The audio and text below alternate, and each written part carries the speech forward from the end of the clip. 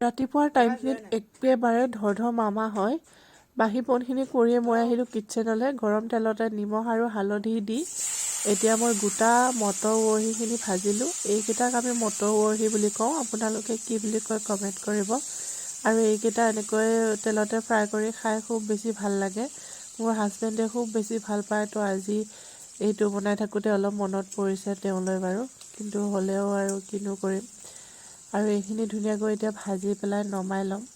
নমাই লোৱাৰ পাছত সেই একেখিনি তেলতে কেইটামান শুকান মাছ দিছোঁ আৰু সেই শুকান মাছখিনি ধুনীয়াকৈ অলপ টাইম ভাজি ল'ম। যিহেতু শুকান মাছ বহুত বেছি ভাজিব নালাগে, অলপ টাইম ভাজি ল'লোঁ আৰু ধুনীয়াকৈ মাছখিনিও এতিয়া বৰ্তমান উঠাই ল'লোঁ। আৰু উঠাই লোৱাৰ পাছত সেই একেখিনি তেলতে আকৌ মই দি দিছোঁ বেঙেনা, আলু। শুকান মাছৰ লগত বেঙেনা বনাই খাই খুব বেছি ভাল লাগে। আপোনালোকে যদি খোৱা নাই এবাৰ ট্ৰাই কৰি চাব পাৰে, বহুত বেছি ভাল লাগে।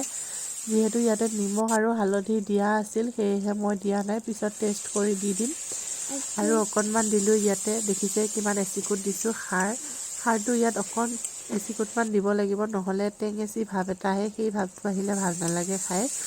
আৰু সেইখিনি দিয়াৰ পাছতে ধুনীয়াকৈ ভাজি অলপ টাইম ভজা হোৱাৰ পাছত জালুকৰ গুড়া অকণমান দিলোঁ আৰু ইয়াত জলকীয়া এড কৰিম। তাৰপাছত আৰু একো এড নকৰোঁ।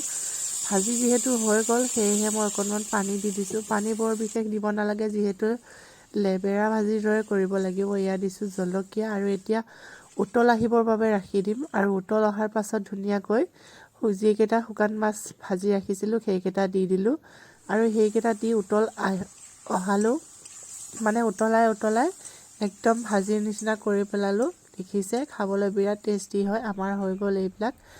আৰু ভাতৰ লগত এয়া ধুনীয়াকৈ চালাড বনালোঁ। আগতে মই চাটনি বুলি কৈছিলোঁ, কিন্তু এতিয়া চালাড বুলি কওঁ, যিহেতু এইটো চালাড বুলি কোৱা হয়। আৰু এয়া উৰহি, চালাড, তাৰপাছত বেঙেনা, আলু, শুকান মাছৰ লগত আজি আমাৰ খানাটো হৈ যাব, ৰাতিপুৱাৰ সাজটো। আৰু ভাত পানী খাই মেলি লৈ বাচন বৰ্তন ধুই এগালমান কাপোৰ ধুলোঁ আৰু কাপোৰ ধুই গাহৰিৰ বাবে দানা সিজালোঁ। দেখিছে এয়া দানা সিজালোঁ। আনফালে আকৌ গাহৰিটোক দানা দিলোঁ, যিহেতুকে খাই বৈ লৈ একদম শুই আছে ধুনীয়াকৈ। দানা নিদিয়ালৈ একদম চিঞৰি থাকে, সেয়েহে দিলোঁ, দি পেলাই খালে, শুই আছে।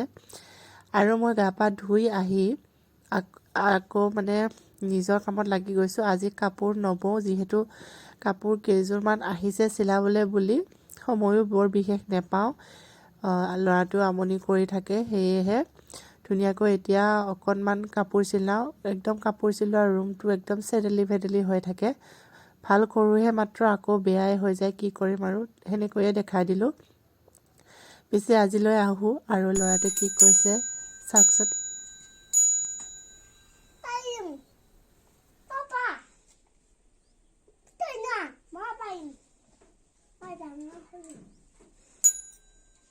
চাইকেলখন পৰি যাব কিন্তু।